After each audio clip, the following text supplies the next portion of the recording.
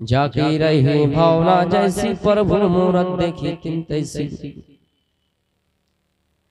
सदर मजलिस, बुजुर्गों, दीनी मिली भाइयों, पर्दा नशीन मेरी माओ बहना, काफी वक्त गुजर गया। वक्त के हिसाब से मैं बातों को तुलना करते हुए जल्दी से अपने अल्लाह ताला ने इंसान की तख्लीक की,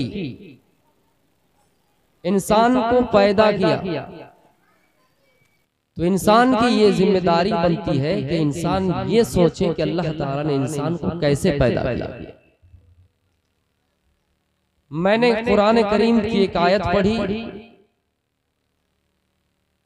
कि अल्लाह के रसूल मोहम्मद रसूलुल्लाह सल्लल्लाहु अलैहि वसल्लम को अल्लाह ताला ने शाहिद बनाकर भेजा, गवाही देने वाला बनाकर भेजा, और अच्छे आमाल पर,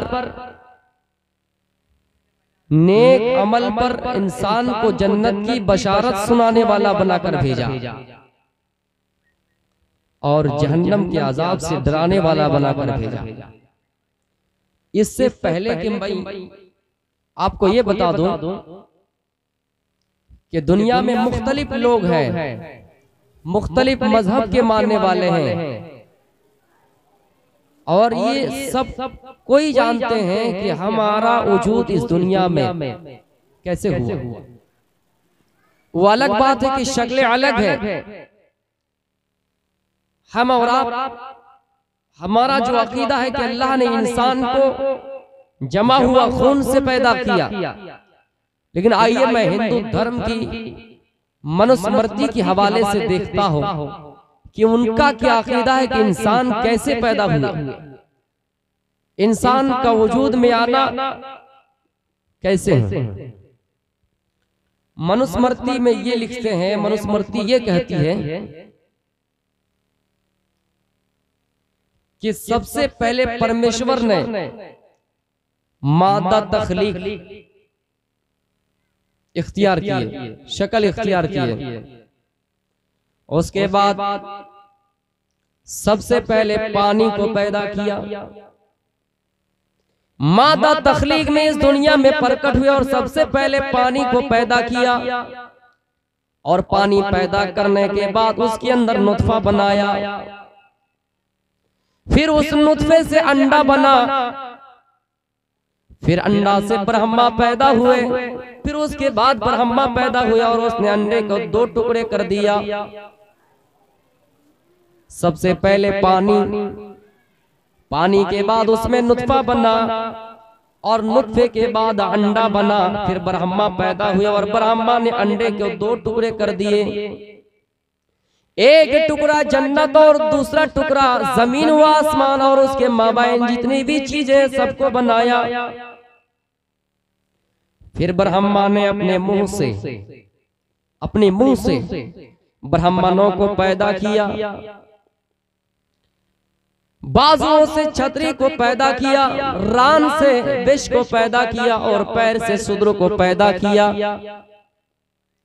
यह मनुस्मृति कह रही है कि इसी तरह इंसान का वजूद इस दुनिया में आया।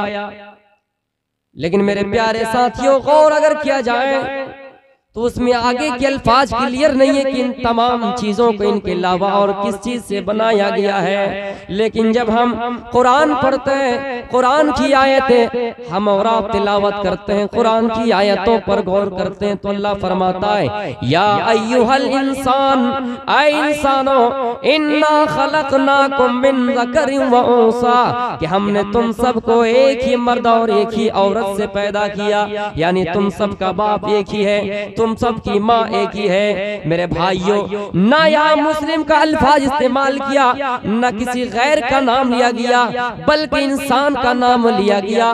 कुरान ने वजाहत कर दी, कुरान ने इसमें वाज़ेह कर दिया क्या लोगों, हमने तुम सबको यानी बनी आदम को यानी इंसानों को एक ही माँ और एक ही बाप से पैदा किया। इसमें तमाम लोग आ गए, लेकिन यहाँ कुरान ने ये नहीं कहा कि हमने किसी को बड़ा करके पैदा किया, हमने किसी को मुंह से पैदा किया तो उसकी जात बड़ी है, हमने किसी को पैर से पैदा किया तो उनकी जात छोटी है। कुरान ने सबको बड़ा दर्जा दिया।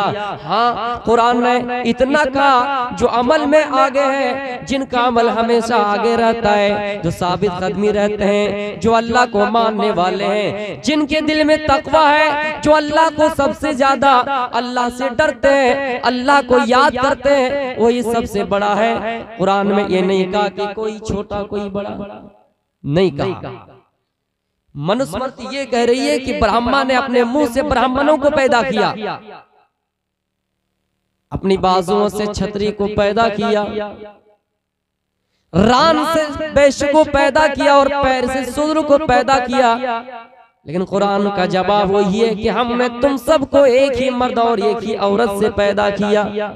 ऐ इंसानों, कुरान क्या कहता है इंसान के वजूद के बारे में? सुम्मा जअलनाहु नुत्फतन फी क़रारिन मकीन। जब मियां बीबी आपस में मिलता है तो पानी का एक कतरा हकीर नुत्फा बनता है, फिर वो मादर रहम में जाता है। यखरुजु मिन बैनि सुल्बि वत्तराइब। मियां बीबी आपस में मिलता है तो छाती से पानी का एक कतरा वो चलता है और मादर रहम में पहुंचता है और वो नुत्फा बनता है, मादर रहम में जाता है। और अल्लाह फरमाता है सुम्मा जअलनाहु नुत्फतन फी क़रारिन मकीन। हमने उन पानी के कतरे को मादर रहम में मजबूत करके रख दिया, एक मजबूत जगह में रख दिया। मेरे भाइयों, याद कीजिए, जब तुम इंसान, जब बच्चा पेट में होता है, माँ के पेट में होता है, माँ खाना बनाती है, लेकिन वो पानी का एक कतरा टस से मस नहीं होता है। माँ खाना बनाती है, पानी का कतरा उसी जगह पे रहता है। आगे के अल्फाज सुम्मा खलक़ना नुत्फ़ता अलक़तन, फिर अल्लाह ताला उस नुत्फे को खून में बदलता है, जमा हुआ खून में बदलता है, और वो जमा हुआ खून धीरे धीरे गोश्त का लोथड़ा बनता है। गोश्त का लोथड़ा बनता है, फिर उसमें हड्डियां आती है, और हड्डियां बनने के बाद अल्लाह फरमाता है फकसौनल इज़ाम लहमा, फिर अल्लाह ताला उन हड्डियों में भी गोश्त डाल देता है। इसी तरह करके इंसान का वजूद दुनिया में होता है मेरे प्यारे साथियों। लेकिन हम और आप अगर गौर करें तो पता चलता है कि दुनिया की धर्मों, दुनिया में मुख्तलिफ धर्मों और इस्लाम धर्म में जो बात कही गई है, अगर इन बातों का मुआयना कराया जाए, मुआजना कराया जाए तो पता चलता है। और आजकल के साइंसदान भी यही कहती है, डॉक्टर भी यही कहती है कि सबसे पहले पानी का वो कतरा मादर रहम में पहुंचाया जाता है, फिर उसको एक जगह पे, अमन व अमान जगह पे, करार जगह पे रख दिया जाता है। उसके बाद खून, जमा हुआ खून बनता है, फिर गोश्त का लोथड़ा बनता है, फिर हड्डियां बनती है, और उन हड्डियों में फिर गोश्त पहराया जाता है। मेरे प्यारे साथियों, अल्लाह की जात कितनी बड़ी है। अल्लाह फरमाता है व इन तउद्दू निअमतल्लाहि ला तुहसूहा। ऐ लोगों, हम और आप अल्लाह की नियामतों को शुमार नहीं कर सकते हैं। दुनिया में माँ अपने अपने कामों में मशगूल रहती है, लेकिन हमारा काम पेट के अंदर जारी रहता है। अल्लाह नाक बनाता है, अल्लाह हाथ बनाता है, अल्लाह पैर बनाता है। इसलिए मेरे भाइयों, सबको मालूम है कि इस कायनात को चलाने वाला, इस निजाम को चलाने वाला कोई है। ये मैक का सिस्टम हम और आप कर रहे हैं, इन लाइटों का सिस्टम करने वाला कोई है, तो इतनी बड़ी कायनात को कोई चलाने वाला भी होगा, इतना बड़ा निजाम को चलाने वाला भी कोई होगा। लेकिन किसी मजहब में अगर क्लियर मिलता है तो इस्लाम में मिलता है कि आसमान को बनाने वाला भी अल्लाह है, जमीन को बनाने वाला भी अल्लाह है। मेरे भाइयों, दुनिया में आप बहुत से मज़ाहिब का स्टडी कीजिए, आपको आसमान का मालिक नहीं मिलेगा कि आसमान को कैसे बनाया है, जमीन को कैसे बनाया है, ये जो भूचाल आता है किसके हुक्म से आता है। लेकिन अगर इस्लाम का मुताला कीजिए, इस्लाम कहता है कि सूरज कैसे कैसे काम करता है, वश्शम्सु तजरी लिमुस्तक़र्रिन लहा ज़ालिका तक़दीरुल अज़ीज़िल अलीम। मेरे भाइयों, कुरान गवाही देता है, चांद के बारे में गवाही देता है कि वल क़मर वक़द्दरनाहा मनाज़िला, कुरान गवाही देता है। सूरज के बारे में गवाही देता है, हदीस में सैयारों के बारे में, सितारों के बारे में गवाही देता है कि अल्लाह फरमाता है कि खलक़ल्लाहु हाज़िहिन नुजूम लिसलासा, अल्लाह ने सितारों को 3 मकसद के लिए पैदा किया है। दुनिया की कोई साइंसदान, दुनिया की कोई साइंसदान आज तक ये नहीं कह सका कि आसमान को बनाने वाला कौन है। दुनिया में किसी भी मजहब की स्टडी कीजिए, आपको बताने वाला कोई नहीं, लेकिन इस्लाम खुल कर बताता है कि अल्लाह ने कायनात को बनाया, सूरज को कैसे बनाया, आसमान की तख्लीक कैसे की, जमीन की तख्लीक कैसे की। दुनिया में हर चीज के बारे में, हर चीज के बारे में इंसान ये दावा कर सकता है, साइंस ये दावा कर सकती है, लेकिन क्या आसमान के बारे में ये कह सकती है कि आसमान को बनाने वाला कोई है? मेरे भाइयों, दुनिया में देवी देवताओं या फिर जो भी किसी भी शक्ल में किसी की पूजा पाठ होती है, इन सब चीजों के बारे में पता सही से चल जाएगा कि कैसे पैदा हुआ। लेकिन वो अल्लाह जो आसमान को पैदा किया है, दुनिया का रचनाता और रचयकार है, इसके बारे में भी कोई पता सका है? मेरे भाइयों, आसमान को पैदा करने वाला अल्लाह है, जमीन को पैदा करने वाला अल्लाह है। इसीलिए तो अल्लाह पानी जब बरसाता है, जब पानी बरसाता है तो उसका टैक्स नहीं लेता है। दुनिया में गवर्नमेंट हमारे खेतों में पानी पटाती है, पानी पटाती है तो गवर्नमेंट पैसा लेती है। जमीन से गल्ला उगता है तो हमें टैक्स देना पड़ता है, लेकिन अल्लाह फरमाता है कि हमने तुम्हें इतनी रोजियां दे रखी है कि हमने तुमसे भी कभी इसका टैक्स नहीं मांगा है, नहीं मांगा है। तो पता चला कि कायनात को चलाने वाला अल्लाह की जात है। मैं किसी के खिलाफ नहीं बोल रहा हूं, लेकिन क्लियर बात, किसी भी मजहब के अंदर आपको नहीं मिलेगी। कोई अगर धर्म है तो वो इस्लाम। एक चीज हो गई मनुस्मृति के हवाले से कि उनके अनुसार कायनात का आगाज यहां से हुआ कि पहले पानी को पैदा किया, पानी को पैदा करने के बाद उसमें नुत्फा बना, और नुत्फा बनने के बाद उसमें अंडा, फिर ब्रह्मा पैदा हुए, और ब्रह्मा ने अपने मुंह से ब्राह्मणों को पैदा किया, और अपने बाजुओं से क्षत्रियों को, रान से वैश्य को, पैर से शूद्र को। लेकिन आइए और एक वाकई की तरफ चलते हैं। भागवत पुराण में है, श्रीपुर की रहने वाली एक लड़की, एक मलका थी, एक मालिका थी, श्रीपुर के रहने वाली। ये दावा करते हैं भागवत पुराण की उन्होंने दुनिया को बनाई, पूरी दुनिया को बनाने वाला वही मलका है, वही औरत है। मेरे प्यारे साथियों, उन्होंने इस दुनिया को बनाए, लेकिन वहां पे आगे बात ये लिखी हुई है कि जब इस दुनिया को बनाने के बाद उन्होंने एक एक करके 3 आदमी को पैदा किया। विष्णु को पैदा किया, महादेव शिव को पैदा किया। पैदा करने के बाद सबसे कहा कि मुझसे शादी कर लो, लेकिन सबने इनकार कर दिया। सबने इनकार कर दिया कि आपने हमें पैदा किया है और आप माँ हो गए, और माँ से शादी करना मना है। लिखा हुआ है पैदा करने वाले आप हैं, और आपकी कोख से पैदा हुए हैं, आपके बतन से पैदा हुए हैं, आप रिश्ते में माँ बन रही है, तो आपसे कैसे शादी कर लें? इसलिए उन्होंने 2 को विष्णु को जला दिया, राख बना दिया। आखिर में जिसको पैदा किया, महादेव को पैदा किया, शिव को पैदा किया, और उससे कहा कि तुम मुझसे शादी कर लो।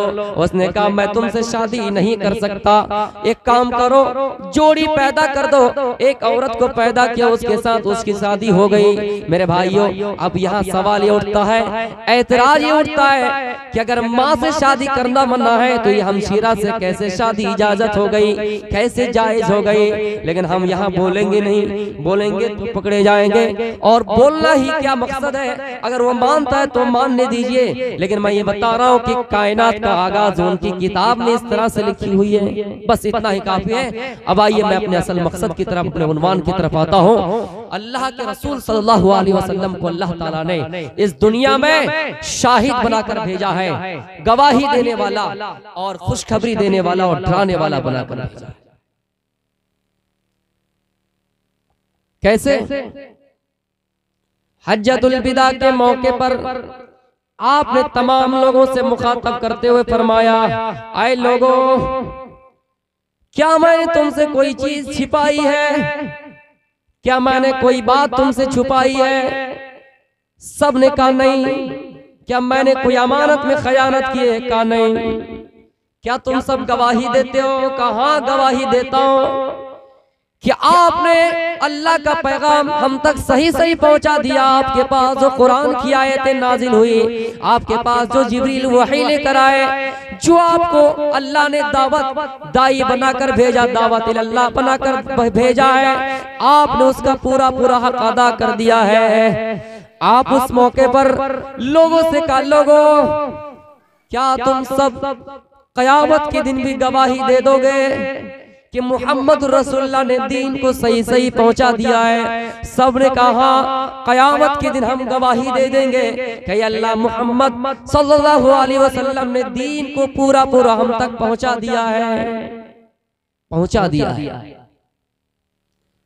फिर अल्लाह के रसूल यहीं पे बस नहीं किए और फरमाया, आए सहाबा, कयामत के दिन नूह अलैहिस्सलाम से अल्लाह सवाल करेगा, आए नूह अलैहिस्सलाम, मैंने तुमको दुनिया में दाई बनाकर भेजा था, क्या तुमने दुनिया में पूरा पूरा अमल किया या नहीं? लोगों तक अपना पैगाम पहुंचाया या नहीं? नूह अलैहिस्सलाम कहेंगे, अल्लाह जो चीज हमारी जिम्मे थी हमने सब तक पूरा पूरा पहुंचा दिया है। फिर उनकी कौम से पूछा जाएगा, उनकी कौम से कहेगा, आए नूह अलैहिस्सलाम की कौम, ये बताओ तुम्हारे दरमियान कोई पैगाम पहुंचाने वाला आया, कोई डराने वाला आया? उनकी कौम कहेंगी नहीं, झुटला देंगे नूह अलैहिस्सलाम को।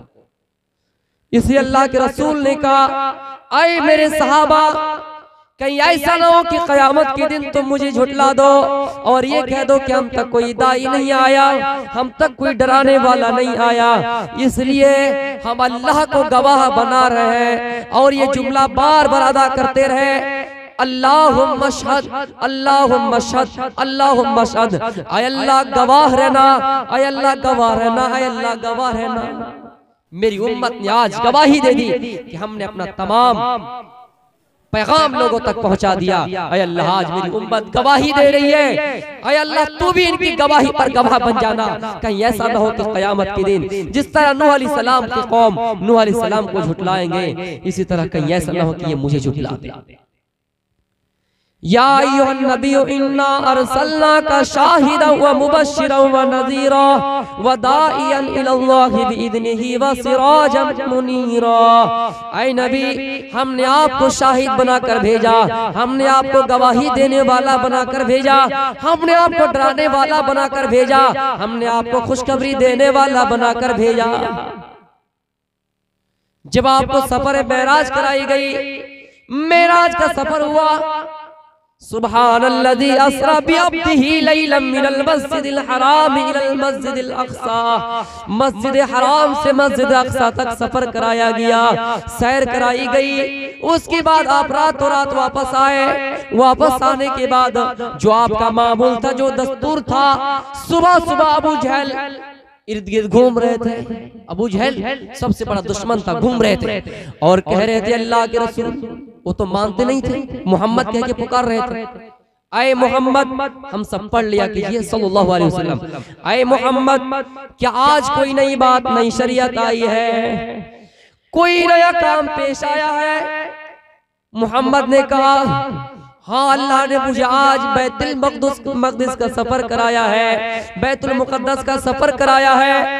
एक ही रात में पूरा बैतुल मुक़द्दस का सफर करा दिया है और एक ही रात में हम वापस आ गए हैं। अच्छा, 2 महीने का सफर एक ही रात में जाना और एक ही रात में आना, ये मानने वाली बात नहीं है। अय मोहम्मद, क्या लोगों को जमा करके भतोड़िया में लोगों को जमा करेंगे और सबके सामने आप ये बात कहेंगे कि 2 महीने का सफर एक ही रात में जाना और एक ही रात में आना, क्या ये मानने वाली बात है? आप सबको कहेंगे? कहाँ मैं सबको कहूंगा। देखिए अबू जहल की शातिराना दिमाग, लोगों को जमा करके सबके सामने कहेंगे, अय मोहम्मद, अब ये बात कहो कि एक ही रात में अल्लाह ने बैतुल मक़दस का तुम्हें सफर कराया और एक ही रात में वापस करा दिया। कहाँ मैं कहूंगा। कुछ लोग जमा हुए, अबू जहल ने आवाज दी, आवाज देकर लोगों को जमा कर दिए। जमा करने के बाद मोहम्मद से कहा, मोहम्मद सबके सामने कहो कि दिल्ली का सफर एक ही रात में हुआ और एक ही रात में वापस आ गया। बैतुल मक़दिस का सफर एक ही रात में गया और एक ही रात में आ गया। 2 महीने का सफर एक ही रात में। मोहम्मद ने कह दिया कि हाँ, एक ही रात में गए और एक ही रात में वापस आ गए। सबने कहा, मोहम्मद क्या बात कर रहे हैं? अबू जहल ने कहा, मोहम्मद हम आपके बारे में शक किया करते थे कि आप मजनून हैं, आप पागल हैं, लेकिन आज वो डाउट क्लियर हो गया, वो शक क्लियर हो गया। आप हकीकत में पागल है, आप हकीकत में मजनून है। और ये बात दावा कर रहे हैं कि ये एक ही रात में बैतुल मक़दिस का जाना और आना, 2 महीने का सफर एक ही रात में तय करना, आप सच में पागल है। फिर अबू जहल ने कहा, मोहम्मद का सबसे प्यारा साथी, मोहम्मद का साथ देने वाला साथी अबू बकर सिद्दीक है, उनके पास ये खबर दी जाए, उनके पास ये खबर भेजी जाए। वो जब सुनेंगे कि अपने दोस्त के बारे में कि दोस्त ऐसी ऐसी बात कह रहा है, तो उनकी दोस्ती कैंसिल हो जाएगी और कहेंगे, आई मोहम्मद आप ऐसी बात कर रहे हैं। कुछ लोग अबू बकर सिद्दीक के पास गए और अबू बकर सिद्दीक से कहा, तुम्हारे साथी का दावा ऐसा है कि एक ही रात में बैतुल मक़दिस गए और वहां से वापस आ गए, क्या तुम मानोगे इस बात को? अबू बकर ने कहा, अगर मोहम्मद ने कहा है तो हम उसकी बात को तस्दीक करेंगे। अल्लाह के रसूल ने उस वक्त सिद्दीक का लक़ब दे दिया।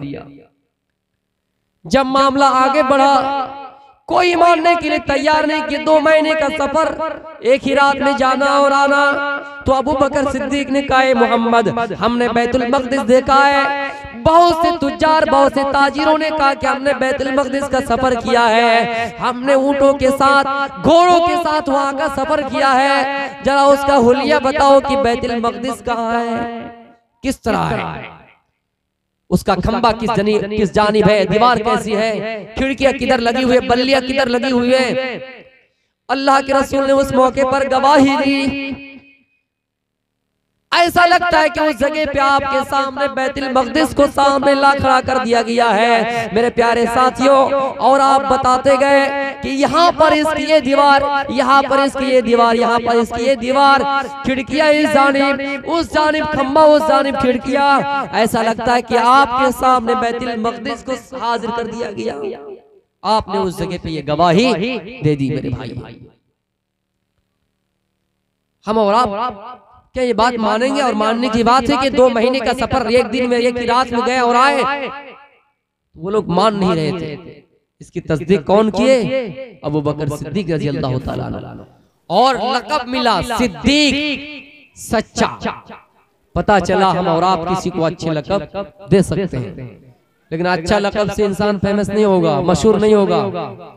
गांव में किसी आदमी का नाम पूछना, अच्छा कौन, अगर उनके अंदर कोई बुराई हो, कोई ऐब हो, उस आदमी वो ऐब बताइएगा तो वो जल्दी पहचान जाइएगा।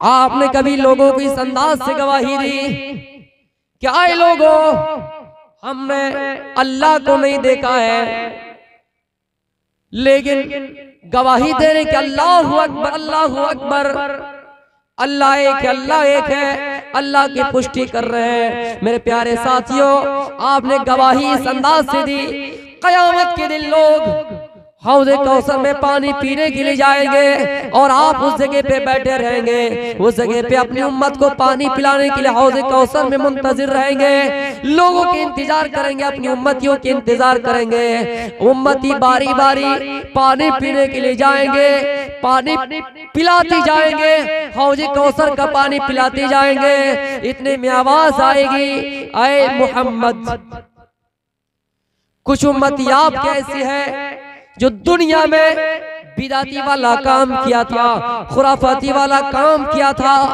दुनिया में आपके इंतकाल के बाद नई नई रस्में इजाद किया था, नई नई तरीका इजाद किया था। आपने उस जगह पे गवाही दे दी कि मेरे इंतकाल के बाद या मेरे इस जमाने में भी जो भी बिदाती काम करेगा, अल्लाह ताला उसको उस दिन मेरे हाथों पानी पिलाने से महरूम कर दिया जाएगा। आपने गवाही दे दी उस वक्त। या अय्युहन नबी इन्ना अरसलनाका शाहिदन व मुबश्शिरन व नज़ीरा। ऐ नबी, हमने आपको गवाही देने वाला बनाकर भेजा, खुशखबरी देने वाला बनाकर भेजा। आप लोगों को खुशखबरी सुनाया करते थे कि आए लोगों, आए मेरे सहाबा, तुम में से जिनकी 3 बहनें हो, 3 बेटियां हो, उसने उसकी अच्छी तरबियत की हो, उसको पढ़ाया लिखाया हो, उसके लिए जन्नत वाजिब हो जाती है। आपने 3 बेटियों की परवरिश पर, 3 बेटियों की तरबियत पर जन्नत की बशारत सुनाई है। 3 बेटियों की परवरिश पर, 3 बहनों की परवरिश पर जन्नत की बशारत सुनाई है।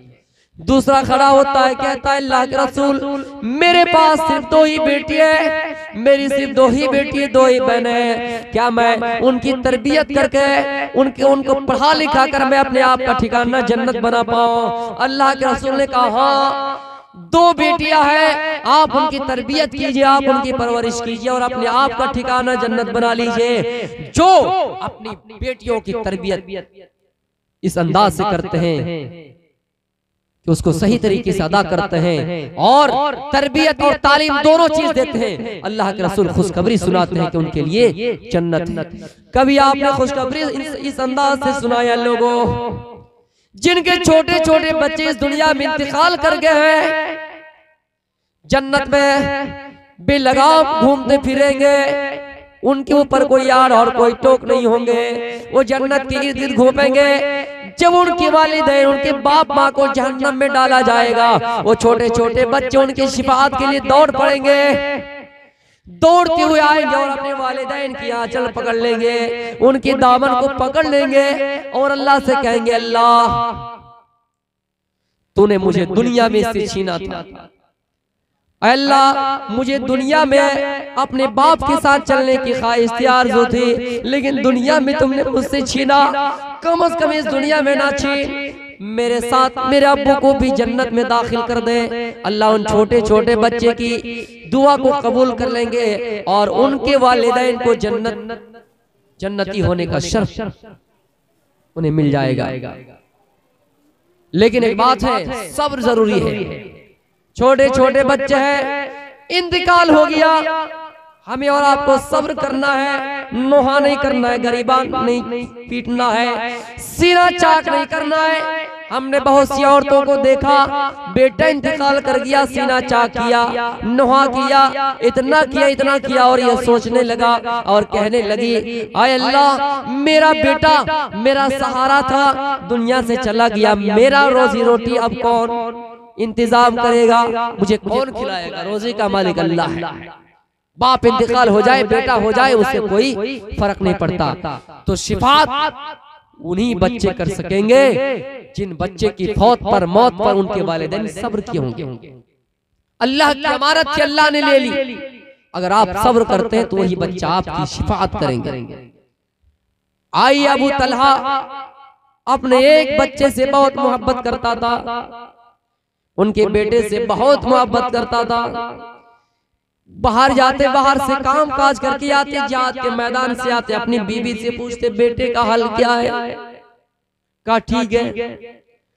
अल्लाह ने उस घर में आजमाइश करना चाहा, इम्तिहान लेना चाहा और उसका बेटा बीमार पड़ गया, बीमारी में मुब्तला हो गया, उनका बेटा बीमार हो गया। अबू तलहा उनसे गैर मामूली मोहब्बत करते थे, बेइंतहा मोहब्बत करते थे। जब भी घर आते अपने बेटे की खैरियत और खैरियत पूछते, दरिया करते, मेरे बेटे की हालत कैसी है, मेरे बेटे का हाल कैसा है, हमेशा पूछते रहते थे।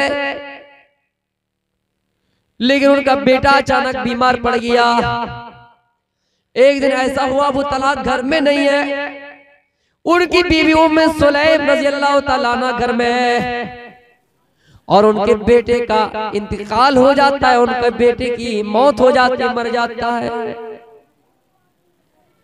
अबू तलहा घर आए, बीवी से पूछा, बीवी मेरे बेटे की हालत कैसी है, मेरे बेटे की तबीयत कैसी है?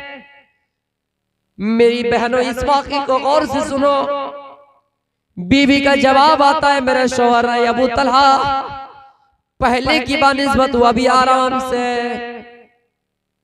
रात गुजर रही है, बीबी ने अपने शौहर को नहीं बताया कि मेरे शौहर तुम्हारे बेटे का इंतकाल हो गया है, तुम्हारे बेटे की मौत हो गई है, इसलिए कि रात का हिस्सा गुजरने लगा है, रात होने लगी है, ईशा का वक्त हो चुका है। रात में ही अगर बोल दिया जाए तो ये रोना धोना शुरू कर देंगे, गम का पहाड़ उनके ऊपर टूट पड़ेगा, मुसीबत का पहाड़ इनके ऊपर टूट पड़ेगा। इसलिए अपने शौहर को नहीं बताया, शौहर को खाने में मशगूल कर दिया, खाने का इंतजाम किया, दस्तरखान लगाया। दस्तरखान लगाने के बाद दोनों ने बैठकर आपस में खाना खाया। फिर बीबी एक कमरे के अंदर जाती है, कमरे के अंदर जाने के बाद सज सवार करने लगती है, मेकअप करने लगती है। उनके ऊपर मुसीबत का पहाड़ टूट पड़ा है, लेकिन ऐसा इसलिए कर रही कि अपने शौहर को तसल्ली दिलाए, ऐसे अपने शौहर को सब्र दिलाए, इसलिए ऐसा कर रही है। सज सवार के शौहर के पास आई, दोनों ने आपस में गुफ्तगू किया और रात में दोनों आराम के साथ सो गए। सुबह हुई, नमाज पढ़ी, नमाज पढ़ने के बाद अपने शौहर से, अपने हस्बैंड से, अपने पति से, अपने शौहर से ऐसा जुमला अदा किया जो तारीख के आईने में पहली बार किसी औरत ने कहा। अपने शौहर से कहा, ओ मेरे शौहर, दुनिया में कोई इंसान किसी के पास कुछ अमानत रखे और वो अपनी अमानत वापस लेना चाहे तो क्या तुम उसकी अमानत वापस देने से इनकार करोगे? कहा नहीं। क्या उससे हुज्जत करोगे? क्या उससे लड़ाई करोगे? कोई आपको 10 रुपया दिया है और कह दिया कि शाम के वक्त लेंगे, और वो शाम के वक्त आया आपके पास मांगने के लिए, क्या आप उनको देने से इनकार करोगे? शौहर ने कहा नहीं। देखिए बात को कहां से घुमा रही है। कहा, मेरे शौहर, अल्लाह ने आपको एक अमानत दी थी, बेटा दिया था, अल्लाह ने वो अमानत आपसे वापस ले ली, अल्लाह की अमानत थी, अल्लाह ने ले ली है। खुल के बताना पड़ रहा है, मेरे शौहर, तुम्हारे बेटे का इंतकाल हो गया है। इन्ना लिल्लाहि व इन्ना इलैहि राजिऊन। उनके ऊपर गम का पहाड़ टूट पड़ा और अपने बीवी से कहा, मेरी बीवी, तुमने रात के वक्त मुझे क्यों नहीं बताया? कहा, मेरे शौहर, रात को अगर बताते तो रात से आप बेचैन रहते, रात से आप परेशान रहते, इसलिए हमने सोचा कि रात में आपको नहीं बताए। उसके बाद ये खबर अल्लाह के रसूल सल्लल्लाहु अलैहि वसल्लम के पास पहुंची। आपने फरमाया, उम्मे सुलैम, आए अबू तलहा, क्या तुम रात के वक्त अपनी बीवी से मिले थे, मुलाकात किए थे? हम बिस्तर हुए थे, हम बिस्तरी किए थे। कहा, आए मेरे चाहने वाले, आए अबू तलहा, आए उम्मे सुलैम, अपने औलाद पर सब्र करने वाले, गम के पहाड़ टूट पड़ा है फिर भी सब्र तहम्मुल से काम लेने वाले।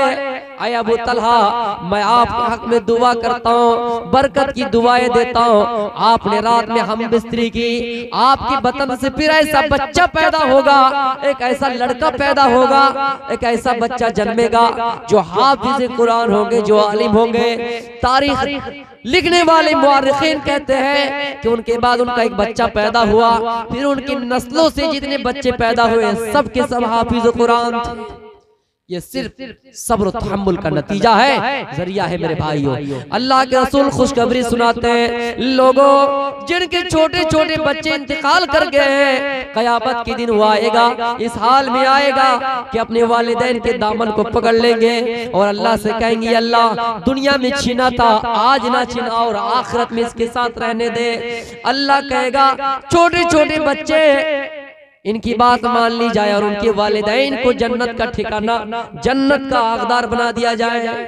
तो अल्लाह के रसूल इसी तरह खुशखबरी सुनाया करते थे। कभी गज़वे तबूक के मौके पर अल्लाह के रसूल ने कुछ माल मांगा, हजरत उस्मान देने के लिए तैयार हो गए। इतना दिया इतना दिया। आपने फरमाया लोगों कोई और है देने वाला। हजरत उस्मान खड़े होते हैं और कहते हैं अल्लाह के रसूल मैं दूंगा। आपने उस्मान को बशारत इस अंदाज से सुनाए क्या है उस्मान मा ज़र्रा अमिला बाद यौमल क़त्तु।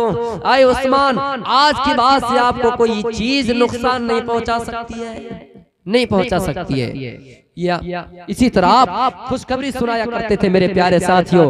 आपने फिर फरमाया क्या है लोगों जो फर्ज नमाज पढ़ता है, फर्ज नमाज पढ़ने के बाद सलाम फिरता है और सलाम फिरने के बाद मन क़रा आयतल कुर्सी, जो आयतल कुर्सी पढ़ता है लम यमनहु मिन दुखूलिल जन्ना, उसको जन्नत जाने से कोई चीज रोक नहीं सकती है। इसलिए आयतल कुर्सी पढ़ने का एहतिमाम कीजिए हर फर्ज नमाज के बाद। लिकुल्ली सलातिन मक्तूबा, हर फर्ज नमाज के बाद जो शख्स आयतल कुर्सी पढ़ता है अल्लाह फरमाता है, अल्लाह के रसूल फरमाते हैं, खुशखबरी सुनाते हैं जन्नत जाने से कोई चीज उसको रोक नहीं सकती है इल्लल मौत, सिवाय मौत के। जब मौत आ जाए उसका ठिकाना जन्नत है। इसलिए मेरे प्यारे साथियों आपने बाज बाज मौके पर आपने लोगों को खुशखबरी सुनाई। फिर कहा जिसने अच्छी तरीके से वजू बनाया उसके लिए जन्नत के 8 दरवाजे खोल दिए जाते हैं, जन्नत के 8 दरवाजे खोल दिए जाते हैं। इसी तरह आप लोगों को जन्नत की खुशखबरी और बसारत सुनाया करते थे। सब्र करने वालों पर, मुसीबतें झेलने वालों पर, तकलीफें झेलने वालों पर आपने खुशखबरी सुनाई। वबश्शिरी स्वाबिरीन, लोगों को आपने खुशखबरी सुनाए है लोगों सब्र करने वालों के लिए खुशखबरी है। वह नज़ीरन, अल्लाह ने आपको दाई बनाकर भेजा, डराने वाला बनाकर भेजा। लोगों को आपने जहन्नम की अजाब से डराया, कब्र की अजाब से डराया, इतना डराया हज़रत उस्मान रज़ियल्लाहु ताला अन्हु, हज़रत उस्मान गनी रज़ियल्लाहु ताला अन्हु जहन्नम की अजाब से जितना नहीं डरा करते थे उतना कब्र की अजाब से डरा करते थे। लोगों ने पूछा आए उस्मान आपके सामने जब जहन्नम की अजाब का जिक्र किया जाता है, जहन्नम के बारे में बताया जाता है तो आप इतना नहीं रोते हैं, लेकिन अज़ाब कब्र के बारे में जब बताया जाता तो आप इतना क्यों रोते हैं। हज़रत उस्मान कहते हैं कि जब कब्र में अज़ाब दिया जाएगा, हिसाब किताब होगा तो सबसे ये पहला वाला होगा। सबसे पहली मंजिल कब्र की है। जो इंसान पहली सीढ़ी में कामयाब वो आगे की मंजिलों में आसानी के साथ कामयाब होते चले जाएंगे। इसलिए कब्र के अज़ाब से अगर बच जाए तो अल्लाह ताला आगे की रास्ते हमवार कर देंगे। इसलिए मेरे प्यारे साथियों आप हमेशा लोगों को जहन्नम के अज़ाब से डराया करते थे। इतना कह दिया जब क़यामत का मंजर होगा लोगों को एक लकीर में खड़ा कर दिया जाएगा। ला तज़ूलु क़दम इब्न आदम यौमल क़ियामा हत्ता युसअल अन खम्सिन व फी रिवायत अन अर्बा व फी रिवायत अन अर्बा व फी रिवायत अन खम्सा। लोगों से 5 सवाल के बगैर किसी को आगे हिलने की इजाजत नहीं होगी, उनके कदम को रोक दिया जाएगा। लोग एक लाइन पे खड़े रहेंगे, 5 सवाल उनसे पूछा जाएगा, उसके बाद लोग आगे बढ़ पाएंगे। एक एक करके सवाल पूछा जाएगा। अन उम्रिही फीमा अफना, ऐ लोगों हमने तुमको 80 साल की उम्र दी, कहाँ खर्च किया। वान शबाबी फीमा अबला, और हमने तुमको जवानी दी, उस जवानी को कहाँ लगाया। फिर पूछा जाएगा वान मालिही, माल कैसे कमाया और कैसे खर्च किया। फीमान फका, माल कैसे कमाया और खर्च कहाँ किया। और फिर आलिमों से पूछा जाएगा कि कितना अमल किया, दूसरों को कितना करवाया। उसके बाद जहन्नमी और जन्नती का लोगों को सर्टिफिकेट दे देंगे, फैसला सुना देंगे कि फला लोग जन्नती है और फला जहन्नमी है। मौत का फरिश्ता आएगा, मौत का फरिश्ता दुम्बे को लेकर आएंगे और सबके सामने लोगों से आवाज देकर, जन्नतियों से आवाज देकर, जहन्नमियों से आवाज देकर कहेगा ऐ जन्नतियों जन्नत जाने से पहले रुक जाओ, ऐ जहन्नमियों जहन्नम जाने से पहले रुक जाओ। ये तुम्हारे सामने मौत लाया हो, मौत को तुम्हारे सामने ज़िबा कर देंगे। अल्लज़ी खलक़ल मौत वल हयाता लियब्लुवकुम अय्युकुम अहसनु अमला। अल्लाह ने मौत और जिंदगी को इसलिए पैदा किया ताकि तुम में से आजमाए कि तुम में से कौन बेहतर अमल करता है। आज तुम्हारे सामने मौत को मौत आ जाएगी, मौत को ज़िबा कर दी जाएगी। मौत को जब मौत आ गई तो जहन्नम में किसी इंसान को मौत नहीं आएगी और जन्नत में किसी इंसान को मौत नहीं आएगी। जहन्नमी को जहन्नम में डाला जाएगा। ये दिन बहुत बड़ा खतरनाक सख्त दिन होगा मेरे भाई। तमन्ना करेंगे एक घोट पानी, एक घोट पानी। तो इसी तरह करते करते अल्लाह के रसूल सल्लल्लाहु अलैहि वसल्लम लोगों को डराया करते थे। गवाही इस अंदाज से दिए, खुशखबरी इस अंदाज से दिए, लोगों को डराए तो जहन्नम के अजाब से डराए, कब्र के अजाब से डराए। वदायन इलल्लाहि बिइذनिही वसिराजम मुनीरा, और अल्लाह ताला ने आपको दावत इल्लाह दाई बनाकर भेजा, अल्लाह की तरफ दावत देने वाला बनाकर भेजा। वअन्विर अशीरतकल अक़रबीन, अल्लाह ने कहा ऐ मोहम्मद आप अपने कुंबे और कबीलों को पहले डराइए, आप अपने बिरादरी के लोगों को डराइए। आपने सबका नाम एक एक करके लिया और कहा है अब्बास अपने आप को जहन्नम के अजाब से बचाओ। कुरैश वालों से मुखातब करते हुए फरमाया या कुरैश अनकिज़ू नफ्सकुम अनकिज़ू अनफुसकुम, ऐ कुरैश अपने आप को बचाओ, मिनन्नार जहन्नम के अजाब से, जहन्नम से अपने आप को बचाओ।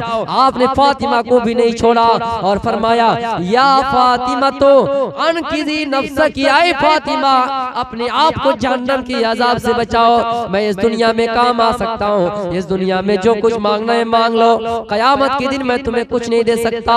आपने कुरैश वालों को इस तरह दावत दी और एक पहाड़ी पर ले गए और सबको आवाज दी या सबाहा हो, एक पहाड़ी पर जमा कर दिए, कुए सफा पर जमा कर दिए और सबसे पहले अपने आप की तस्दीक करवाई। ऐ सफा पहाड़ी वालों, ऐ कुहे सफा वालों, ऐ पहाड़ी वालों, मैं कैसा इंसान हूं पहले ये बताओ, क्या मैं कभी झूठ बोला हूँ? सबने कहा क़ालू मा जर्रबना अलैका इल्ला सिद्क़ा, ऐ मोहम्मद हमने आपको कभी झूठ बोलते हुए नहीं पाया है, क्या मैंने कभी अमानत में खयानत की? आपने कहा नहीं, आपने कहा नहीं। इसी तरह करते करते लोगों से कहा है लोगों मैं अगर ये कहूं कि इस पहाड़ी के नीचे से कोई जमला, कोई जमात तुम पर हमला करने की हालत, क्या तुम मानोगे? कहा हम मानेंगे। तो मेरे प्यारे साथियों आपने कहा मैं तुम सबको दावत इल्लाह, अल्लाह की तरफ दावत देने के लिए यहाँ बुलाया हूँ। तो किसी ने आवाज खिलाफ आवाज नहीं उठाई। अगर आवाज किसी ने उठाई तो अपने ही चचा अबू लहब ने, और क्या कहा तब्बन लक ऐ मोहम्मद आपका हाथ खाक आलूद हो। मुखालिफत अपने ही घर से उठती है, इस घर को आग लग गई, इस घर के चिराग से। मेरे भाइयों आज हिंदुस्तान का एक बेबाक मुकर्रिर, मशहूर और मायानास मुकर्रिर जेलों की सलाखों में, डालने वाले कोई और नहीं अपने ही लोग। हर जमाने में इस तरह, जिसको चिट खोपड़ी कहते हैं ना, हर जमाने में रहा। इमाम बुखारी रहमतुल्लाह अलैह ने अपनी किताब के अंदर नकल किया है, हदीस 755 किताबुल आज़ान का चैप्टर है कि हजरत साद रज़ी अल्लाह ताला अन्हु को जब कूफा का गवर्नर बनाया, इमाम बनाया, वहां नमाज पढ़ा रहे थे, तो कूफा वालों ने शिकायत की कि साद सही तरीके से नमाज नहीं पढ़ा पाते हैं। अमीरुल मोमिनीन उमर फारूक से शिकायत की, उनको बुलाया, उसके पास आदमी भेजा, ऐसी ऐसी बात सुन रहे, अल्लाह की कसम मैं वैसी ही नमाज पढ़ाता हूँ जैसे अल्लाह के रसूल पढ़ाते हैं। फिर तसल्ली नहीं हुई, 2-4 आदमियों को उस इलाके में भेज दिया जहां वो नमाज पढ़ाते थे। हर मस्जिद में गए, भतोड़िया में गए, मंजली में गए, पोखरिया में गए, हर मस्जिद में गए, हर इलाके में गए और पूछते गए कि साद कैसे नमाज पढ़ाते हैं। सबने कहा साद सही तरीके से नमाज पढ़ाते हैं। लेकिन एक आदमी खड़ा हुआ जिनका नाम उसामा इब्न कतादा था। कहा लोगों जब सुनना चाहते हो तो सुनो, साद सही तरीके से नमाज नहीं पढ़ा पाते हैं, माली गनीमत सही तरीके से तकसीम नहीं कर पाते हैं। मेरे भाइयों खड़े होकर साद ने बद्दुआ की, 3 बद्दुआ की थी।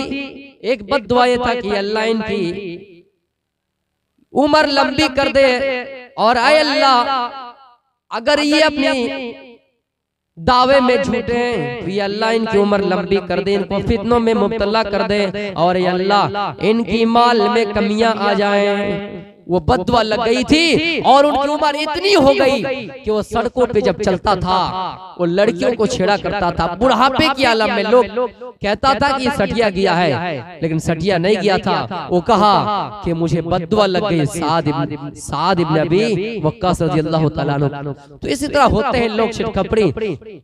आज के इस दौर में उलमा को अगर फंसाया जा रहा है, जेलों में डाला जा रहा है, तो इसमें अपने के लोग भी कुछ शामिल है, अपनों का भी हाथ है, वरना गैर को इतनी जरूरत नहीं है। तो मेरे भाइयों, इसी तरह करते करते आगे भी हमें और आपको सतर्क रहना होगा और हम सबको इसमें लड़ाई लड़नी होगी। कोई अगर किसी के खिलाफ कुछ करता है, हमें एक्शन लेना होगा, क्योंकि उलमा अगर बाकी रहे तो कायनात बाकी रहेगी, उलमा चले जाए तो कायनात भी खत्म हो जाएगी। इसलिए मेरे प्यारे साथियों, वक्त खत्म हो गया, मैं अपनी तकरीर को यहीं से खत्म करता हूँ। आखिर में अल्लाह ताला से दुआ है बारिला हम सब तमाम मुसलमानों को नेक अमल करने की तौफीक अता फरमाए, हम सबको सत्य धर्म पर चलने की प्रेरणा अता फरमाए, हम सबको दीन की तरफ चलने की तौफीक अता फरमाए। व मा अलैना इल्लल बलागुल मुबीन व आखिर दावाना अल्हम्दुलिल्लाहि रब्बिल आलमीन। अस्सलामु अलैकुम व रहमतुल्लाहि व बरकातुहू।